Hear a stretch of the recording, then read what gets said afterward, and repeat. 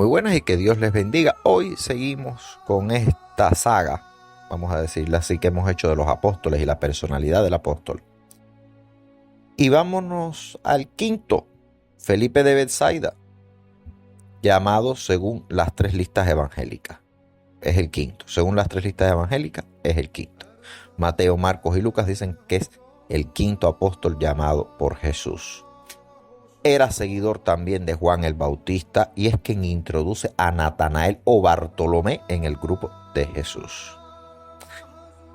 Déjenme decirle que es el apóstol, para que vayan viendo su personalidad, es el apóstol más realista, porque es quien está en la multiplicación del pan y es el que le dice a Jesús que con 200 denarios no se podía comprar tanta comida.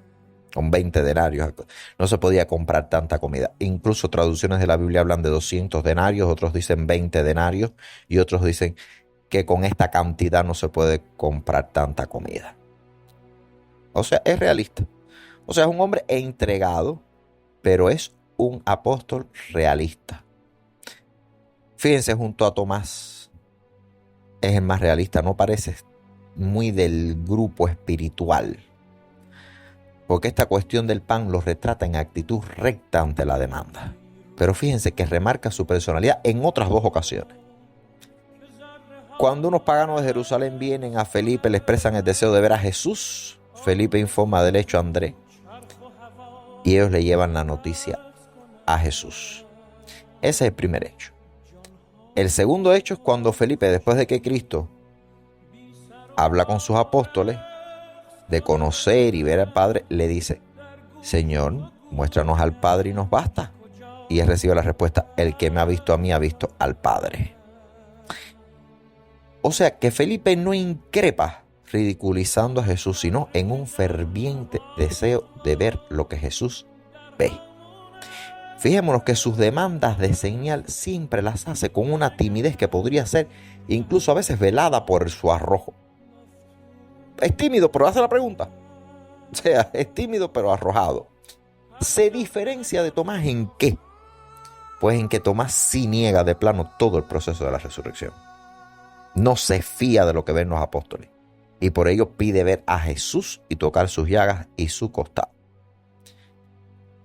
Ahora bien, desde el siglo II existe una gran confusión que a día de hoy no se aclara del todo. Y es que se ha juntado su nombre con el de Felipe el diácono. Y por ello es que tanto la historia del diácono como la del apóstol se mezclan de tal forma que ya ni se sabe quién es quién. Máxime incluso que hay dos tumbas. Fíjense bien. Al pertenecer al colegio apostólico, predica en Hierápolis, hoy Turquía, y muere a una edad avanzada. Sus restos son enterrados allí. Recuerden que yo les he dicho que todos los apóstoles mueren en martirio, excepto María de Magdala y Juan. Y bueno, ahora ustedes oyen esto que murió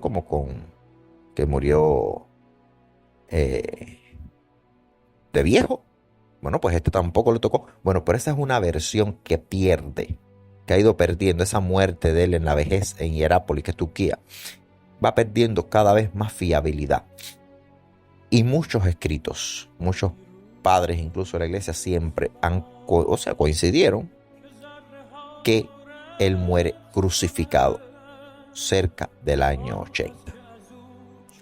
La tradición nos dice más, nos dice que los restos fueron trasladados a Constantinopla y de ahí a la iglesia de los 12 apóstoles de Roma.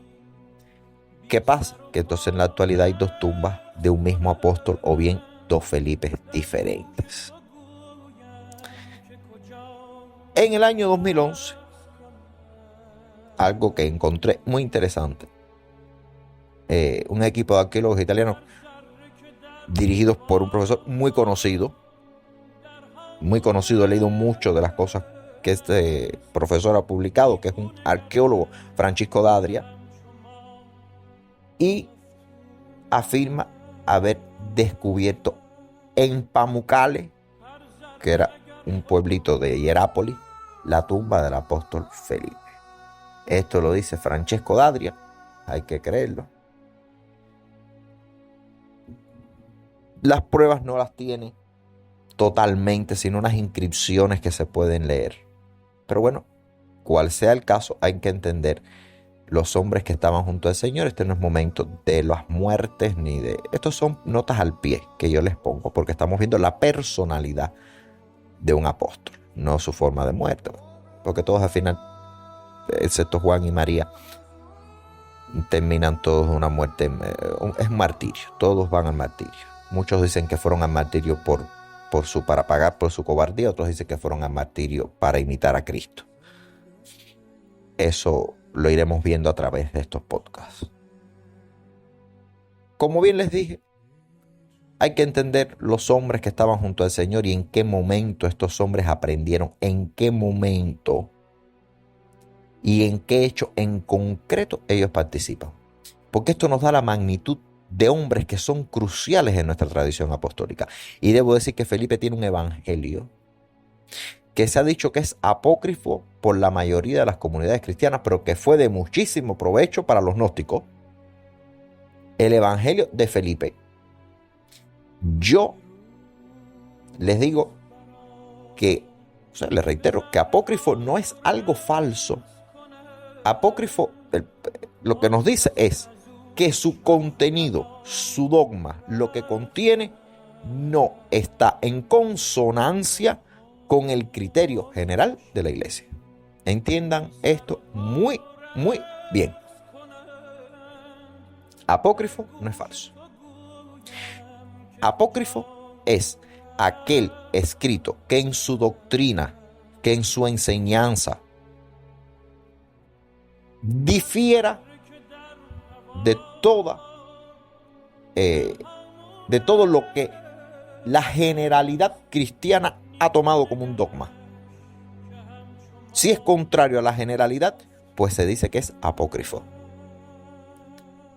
Esa es la definición de apócrifo, no significa falso. Ahora, lean porque no voy a leerles yo el evangelio apócrifo de Felipe, pero léanlo porque tiene una magnitud muy, por lo menos para los gnósticos, por eso se dice que es gnóstico. Todo lo que era gnóstico se quitaba. Y no se sabe, las personas que no saben es que el gnosticismo fue la primera corriente del cristianismo. No busquen más.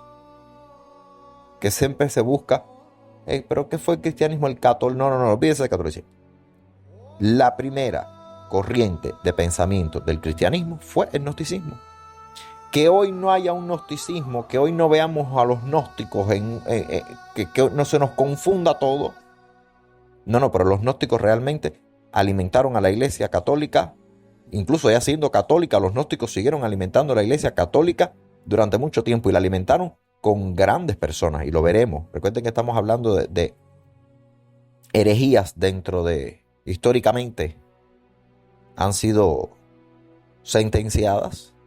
Yo no les hablé del arrianismo, ni del nestorianismo, ni les hablé de los gnósticos porque no lo podía hacer en estos shorts, en estas cosas pequeñitas en las que yo les estaba poniendo esas herejías. Esto merece realmente un podcast, cada una de estas. El arrianismo, porque es que un arriano es quien bautiza a Constantino. Por eso no merece un minuto, que es lo que dura un short. No, esto merece unos cuantos minutos. El nestorianismo, el arrianismo y el gnosticismo merece capítulos, porque alimentó la fe de los hombres. Recuerden que cuando Cristo se muere, muchos dicen se murió y se acabó. Ya, hasta aquí llegamos. Es el gnosticismo el que le da una nueva visión a Jesús. Y la iglesia se alimenta del gnosticismo, incluso agregando a los evangelios el evangelio de Juan. Léanlo, este evangelio gnóstico o apócrifo, como quieran llamarle, de Felipe. Búsquenlo, léanlo y verán por qué. Siempre es bueno dejarles una tarea para la casa, ¿verdad? Que Dios les bendiga. Hasta un próximo encuentro.